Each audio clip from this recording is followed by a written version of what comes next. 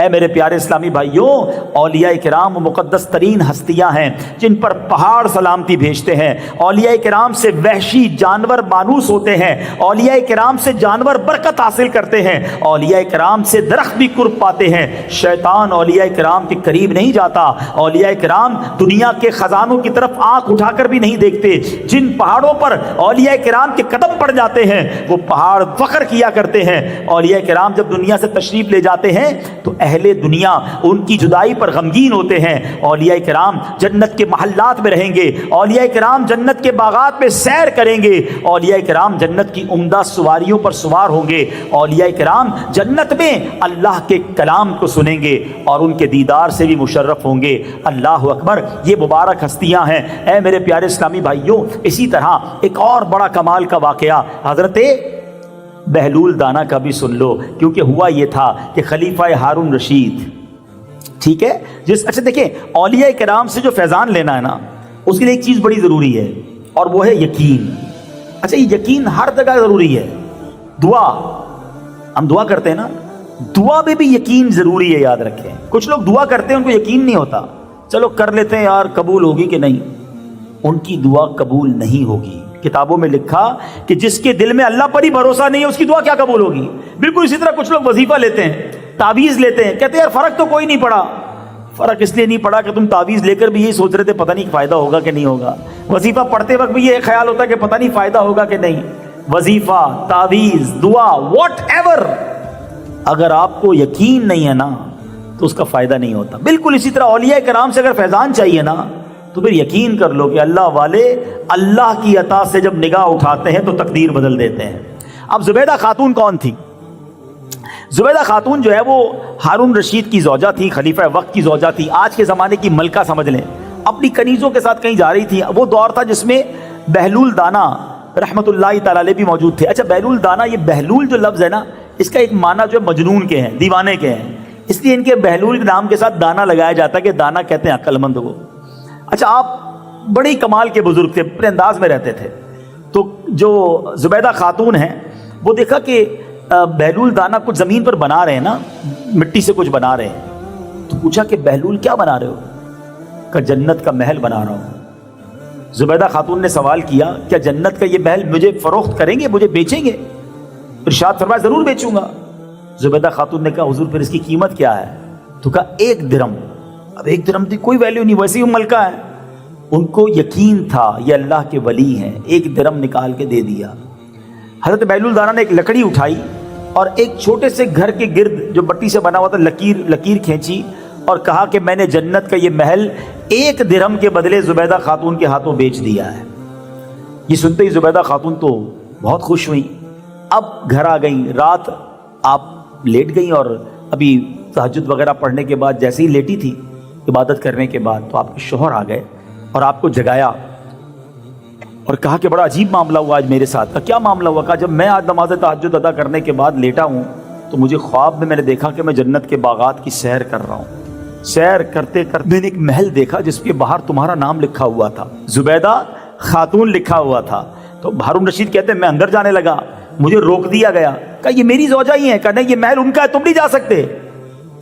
تو بتاؤ تو صحیح، تم نے کیا عمل کر لیا کہ تمہیں محل مل گیا مجھے نہیں ملا؟ کہ مجھے تو یہ نہیں پتا، آج میں گزر رہی تھی، اس زمانے کے ولی حضرت بہلول دانا کچھ مٹی سے بنا رہے تھے، میں نے پوچھا کیا بنا رہے ہو؟ انہوں نے کہا جنت کا گھر بنا رہا ہوں۔ کہا کتنے کا دیں گے؟ کہا 1 درہم کا۔ میں نے 1 درہم دے دیا اور انہوں نے کہا میں نے اللہ کی رضا کے لیے تمہیں یہ بیچ دیا۔ اللہ اکبر۔ ہارون رشید نے کہا چلو ابھی چلتے ہیں، مجھے بھی گھر چاہیے۔ اب اپنی سواری نکالی بادشاہ نے، ڈھونڈتے ڈھونڈتے بہلول دانا کے پاس پہنچے، پھر مٹی کے گھر بن رہے ہیں۔ حضرت ہارون رشید کو تسلی ہوئی کہ آج بھی وہی کام ہو رہا ہے، آج بھی کرم ہو جائے گا۔ قریب جاتے ہیں، کہتے ہیں اے بہلول کیا کر رہے ہو؟ کہا جنت میں گھر بنا رہا ہوں۔ کیا مجھے دیں گے؟ بیچو گے؟ کہاں فروخت کروں گا، بیچوں گا۔ کیا قیمت لوگے؟ بہلول دانا کہتے ہیں پوری سلطنت دینی پڑے گی۔ کہا حضرت کل میری زوجہ آئی تھی، آپ نے 1 درہم میں دیا، آج پوری سلطنت مانگ رہے ہیں۔ آئے ہائے، سنو اللہ والوں کی نگاہ کیسی ہوتی ہے۔ فرمایا تمہاری زوجہ بن دیکھے لے کر گئی تھی، تم آج دیکھ کر لینے آئے ہو ہیں، تم نے دیکھ لیا ہے وہ جنت کا محل، اب پوری سلطنت دینی پڑے گی۔ اب ہارون رشید کہتے سلطنت آپ کو دی حضور، سلطنت آپ پوری لے لیں، آج مجھے جنت کا گھر ضرور دے دیں، اللہ والوں کو دنیا کا مال نہیں چاہیے ہوتا۔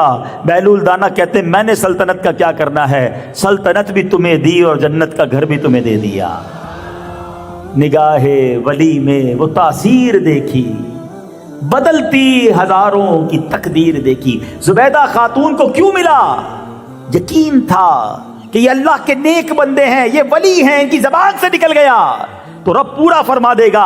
اور اے میرے پیارے اسلامی بھائیوں، اب ہو سکتا ہے شیطان کسی کے دل میں یہ بات ڈالے کہ یار ایک آدمی مٹی کے گھر بنائے اور جنت کا گھر کی گارنٹی کیسے دے سکتا ہے؟ اب آؤ میں آپ کو حدیث سے ثابت کرتا ہوں کہ اللہ والوں کی شان کیا ہوتی ہے۔ اب سنو، میرے آقا علیہ الصلوۃ والسلام فرماتے ہیں اہل جنت گرد آلود چہرے، بکھرے بالوں والے، پھٹے پرانے کپڑوں والے ہیں جن کی کوئی پرواہ نہیں کی جاتی۔ اللہ اکبر! آج ہمارے گرد بھی ایسے لوگ ہوتے ہیں کہ جناب جن کی کوئی پرواہ نہیں کرتا، جن کے بال پراگندہ ہوتے ہیں، جن کے کپڑے ایسے نہیں ہوتے جن کو ہم قریب بٹھائیں۔ نبی پاک علیہ الصلوۃ والسلام فرماتے ہیں کہ اہل جنت کیسے ہوتے ہیں؟ فرمایا اہل جنت گرد آلود، بکھرے بالوں والے، پھٹے پرانے کپڑوں والے ہیں جن کی کوئی پرواہ نہیں کی جاتی۔ یہ وہ لوگ ہیں اگر بادشاہوں کے پاس جانا چاہیں تو انہیں اجازت نہ ملے، عورتوں کو نکاح کا پیغام دے تو کوئی نکاح نہ کرے، جب یہ بات کریں تو ان کی بات نہ سنی جائے، ان کی ضروریات ان کے سینوں میں مچل رہی ہوتی ہیں۔ یہ ایسے جنتی ہیں کہ بروز قیامت ان میں سے ایک کا بھی نور تمام لوگوں پر تقسیم کر دیا جائے تو تمام کو پورا ہو جائے گا، اتنا نور ہوگا ان کے پاس۔ آقا فرماتے ایک اور جگہ کہ بہت سے پراگندہ بال، بکھرے بالوں والے، دروازوں سے نکالے ہوئے اگر اللہ پاک کی قسم کھا لیں تو وہ اسے پوری فرما دیتا ہے۔ اب ذرا غور کرو، بات سمجھ آ گئی؟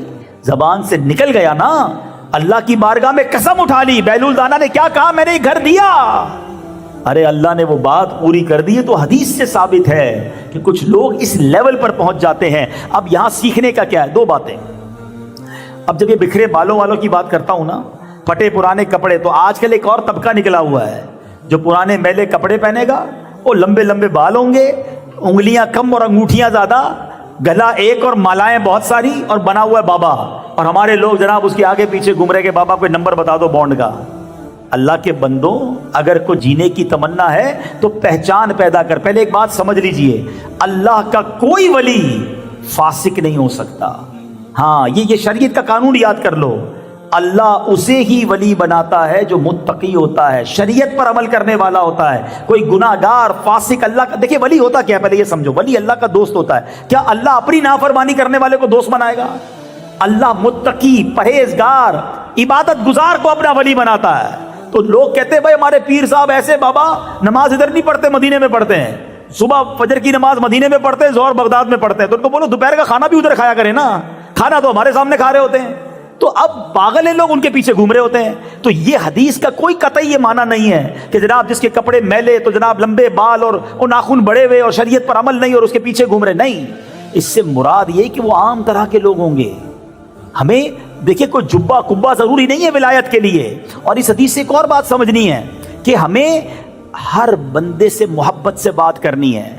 اللہ کریم نے اپنے اولیاء کو بندوں میں چھپا کر رکھا ہے۔ ہاں، اس سے سمجھ لو بات کو۔ ہمیں نہیں پتا، ماشاءاللہ اتنا بڑا مجمع ہے، ہو سکتا ہے یہاں بھی کچھ اولیاء کرام موجود ہوں، بلکہ یہاں تک کتابوں میں لکھا کہ ولی کو خود بھی نہیں پتا ہوتا کہ میں اللہ کا ولی بن چکا ہوں۔ یہ اللہ کی مرضی ہے، کسی پر آشکار کر دے، کسی کو پتہ ہی نہ چلے، اور اس کا درجہ اللہ کی بارگاہ میں بہت بڑا ہو۔ تو ہمیں ہر بندے سے محبت کرنی ہے، عزت کرنی ہے۔ کسی کے کپڑے پرانے ہیں، کوئی غریب ہے، کوئی جناب دکھنے میں اچھا نہیں ہے، اس کو ذلیل نہ کریں، کیونکہ اگر اللہ کا یہ ولی ہوا نا، ویسے ہی مسلمان کو تکلیف نہیں دینی ہے، اور اگر یہ اللہ کا ولی ہے تو پھر تو میرا بیڑا غرق ہو جائے گا۔ کیونکہ احادیث میں یہ بھی مضمون ملتا ہے کہ جس نے کسی اللہ کے ولی سے بغض کیا، دشمنی کی، تو اللہ اس سے اعلان جنگ فرماتا ہے، اور جس سے رب جنگ کرے وہ تو بربادی ہونا ہے نا۔ اے میرے پیارے اسلامی بھائیوں، اپنے ملازمین، اپنے غریب رشتہ دار، عام مسلمان، ہم بس میں جا رہے ہیں، رکشے میں جا رہے ہیں، ٹرین میں جا رہے ہیں، جو بھی مل رہا ہے، اگر مسلمان ہے محبت سے بات کریں، پیار سے بات کریں، ڈرے اس بات سے کہ اگر یہ مرتبے والا ہوا تو میرا بیڑا غرق ہو جائے گا۔ سب کو پیار دو نا۔ اور پھر سبحان اللہ، جب اللہ کا نیک بندہ ہاتھ اٹھا لے تو اللہ اس کی قسم کو پورا فرما دیتا ہے۔